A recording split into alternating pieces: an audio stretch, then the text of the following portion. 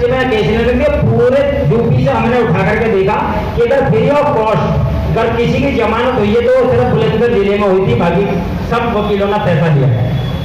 लेकिन मुझे इतना बड़ा दुख होता है कि हमारे समाज में अभी भी ऐसे वकील बैठे हैं, बहुत दुखद बात है। इतने वकील गलत नीयत के बैठे हैं। मैं खुद 2 वकीलों का मैं खुद गवाह हूं कि एक व्यक्ति तो ऐसा मैं नाम लेना नहीं चाहूंगा, ऐसे निकम्मे आदमी का, वकील का, हमारे समाज का है, वो सिर्फ मिलने के उसने 10,000 रुपये लिए मेरे से, और वो भी ऐसी लड़की के कि जो लड़की समाज से बहुत परेशान थी, अपने पति से परेशान थी, उससे तलाक कराने के लिए 10,000 रुपये लिए, उसने 1 रुपये का काम नहीं किया। और मैं नाम भी ले लूं ना तो मुझे कोई फर्क नहीं पड़ता। रोहिणी में राहुल एडवोकेट,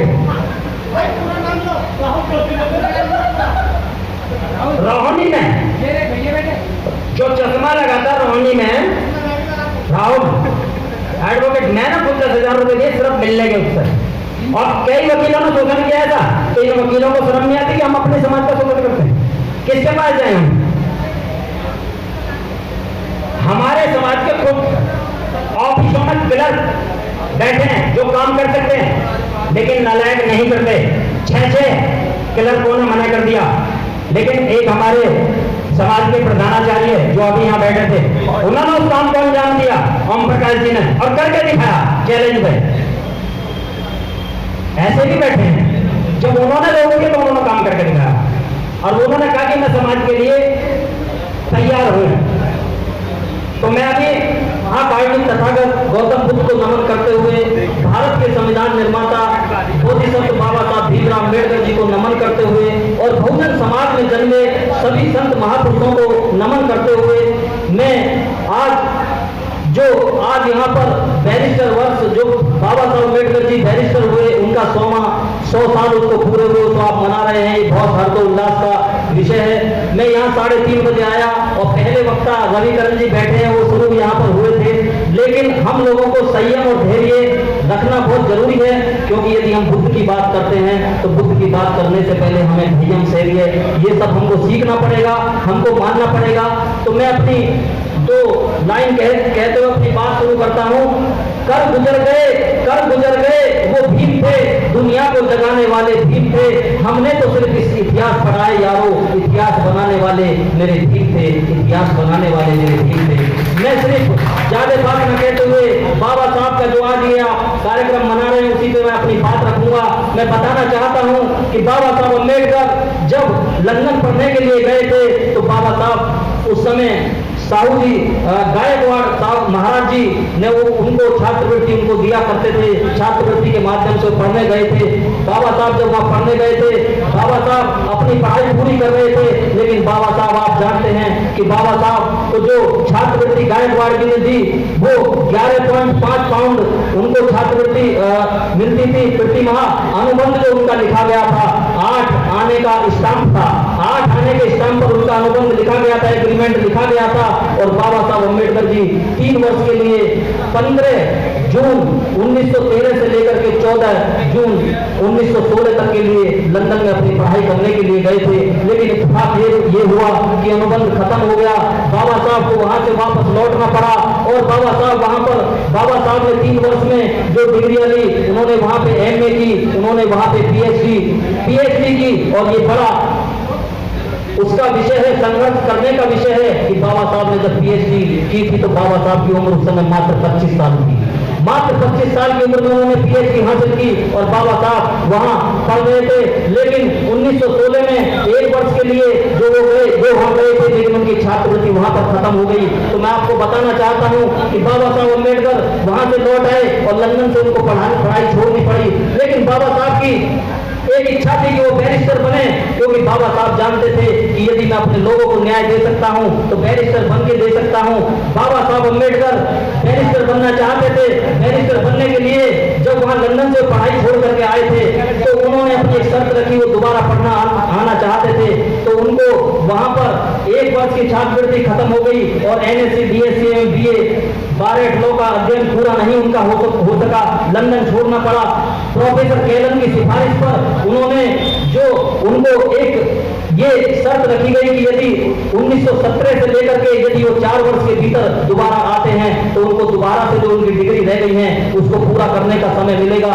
तो मैं आपको बताना चाहता हूं कि बाबा साहब अम्बेडकर जी दोबारा लंदन गए और ग्रेड इनटू फॉर लॉ में उन्होंने प्रवेश लिया।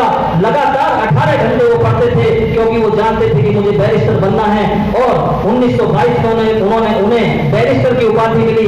मैं आपको ये बताना चाहता हूं कि बैरिस्टर की उपाधि 1922 में तो मिल गई थी, लेकिन उनका जो बंबई उच्च न्यायालय है, जो बैरिस्टर जो बनते हैं यानी कि जो हम वकील बनते हैं, हम डिग्री तो ले लेते हैं, लेकिन यदि जब तक हमारा registration bar council of Uttar Pradesh या बार काउंसिल ऑफ इंडिया के अंदर नहीं होता तब तक हम वकील नहीं बनते।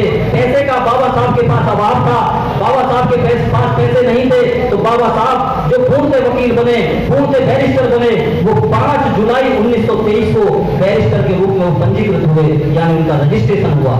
1923 में हम आज बैरिस्टर के रूप में 1922 मना रहे हैं, लेकिन 23 में वो बैरिस्टर के रूप में हुए। बाबा साहब खुद कहते थे, जब बाबा साहब ने वकालत शुरू की तो बाबा साहब कहते थे कि मैं इस पेशे को कर तो रहा हूं, लेकिन मैं जानता हूं क्योंकि ये हमारे समाज के पास पैसा नहीं है और मैं जो वकालत करूंगा तो मेरे पास पैसा भी नहीं आएगा, क्योंकि ये स्वर्णों का पैसा है, क्योंकि ये स्वर्णों का पैसा है और स्वर्णों के पास पैसा होता है, वो मेरे पास आएंगे नहीं तो मैं वकालत कैसे करूंगा। फिर बाबा साहब अम्बेडकर जी ने मेहनत की। पहला केस उनको 1923 में आया, दूसरा केस सतारा जिले का जो मात्र उन्होंने 300 रुपए उस समय फीस ली थी, दूसरा केस सतारा जिले से आया था।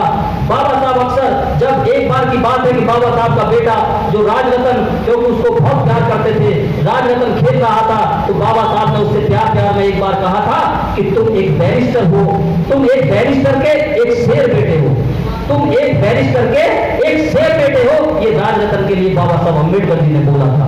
लेकिन बाबा साहब ने अपने 4 बच्चों की कुर्बानियां दे दी।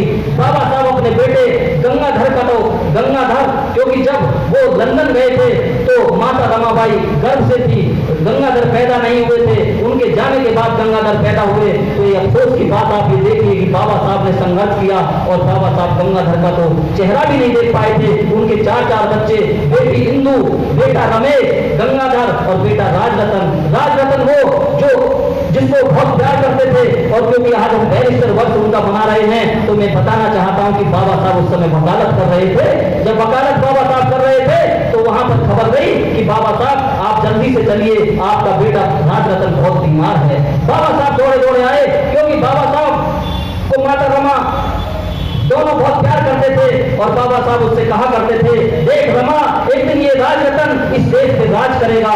लेकिन जब बाबा साहब वहां से दौड़ के आए और अपने बेटी को गोदी में लिया तो बाबा साहब के बेटे राजरतन ने दम तोड़ दिया।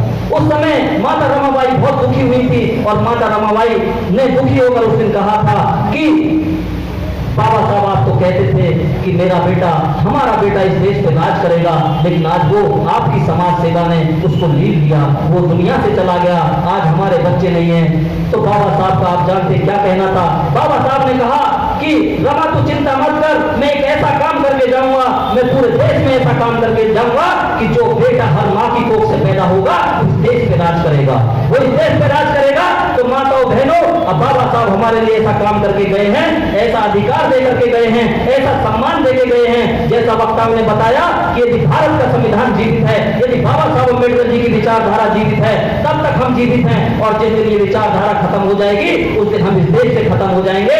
इसलिए हमें बाबा साहब की विचारधारा को जीवित रखना है। और मैं ये कहना चाहता हूं कि आप अपने परिवार में अगर आपके 3 बच्चे हैं, आपके 2 बच्चे हैं, आपके 4 बच्चे हैं, तो एक बच्चे को आप बैरिस्टर बनाने का काम करें, वकील बनाने का काम करें। क्योंकि मैं ये बात इसलिए कहता हूं, यहाँ बहुत सारे मेरे मिशन के साथी बैठे हैं, बहुत सारे मेरे सीनियर भी बैठे हुए हैं। मैंने वकालत का काम सीखा है, रतन सिंह एडवोकेट जी का मैं जूनियर रहा हूं, वो मैं जानता हूं। मैं इसलिए कह रहा हूं कि मैं 2012 में मेरे बुलंदशहर के अंदर एक बहन बेटी का दुष्कर्म 8 लोगों ने किया था। हमने वहां जान लगाने का काम किया था, हमने उनको आजीवन कारावास कराने का काम किया था। 2 मुकदमे मेरे ऊपर 2014 में लिखे गए, वहां हमने जाम लगाने का काम किया था। मुझे फक्र होता है कि हम बाबा साहब की संतान हैं, और मुझे फक्र होता है कि हम बाबा साहब के पद चिन्हों में चल करके बैरिस्टर बने हैं, वकील बने हैं, क्योंकि वकील आजाद है और वकील जिसको चाहे उसको न्याय दिला सकता है।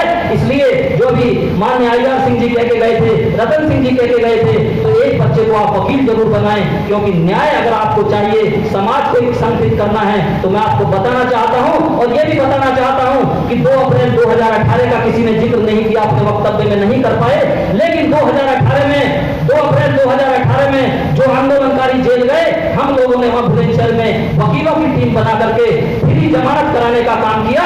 किसी से एक रुपया नहीं लिया, 100 से ज्यादा लोग वहां पर गए थे।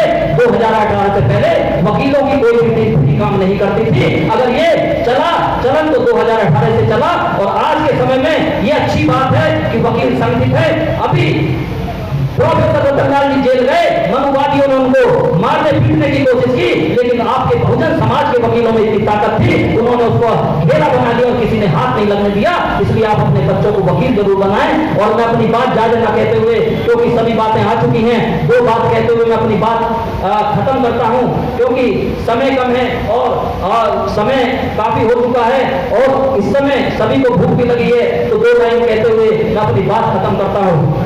मैं मर जाऊं तो बस मेरी इतनी पहचान लिख देना, मैं मर जाऊं तो मेरी बस इतनी पहचान लिख देना, मेरे माथे पर, मेरे खून से मेरे माथे पर जय भीम लिख देना। अगर कोई पूछे जन्नत के बारे में, तो एक कागज के टुकड़े पर भारत का संविधान लिख देना, भारत का संविधान लिख देना। नमो बुद्धाय, जय भीम, जय भारत, जय संविधान। बहुत बहुत धन्यवाद।